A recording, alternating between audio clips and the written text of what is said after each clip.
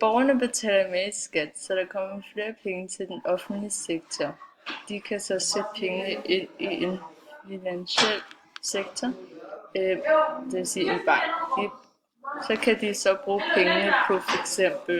skoler, veje, sygehuse og andre offentlige tjenester, som kommer borgerne til gode. Men på den anden side, så fordi at borgerne betaler meget i skat, så har de ikke så mange penge til overs efter skat. Så de bruger mindre penge på virksomhederne. Fordi virksomhederne tjener mindre penge, bliver de måske nødt til at fyre medarbejdere og lukke butikker. Hvis skatten sænkes, så har husholdningerne flere penge, men så kommer der ikke så mange penge til den offentlige sektor. Men fordi husholdningerne har flere penge, så bruger de flere penge på virksomhederne, og på den måde får virksomhederne flere penge, som de kan bruge til at øge deres produktion.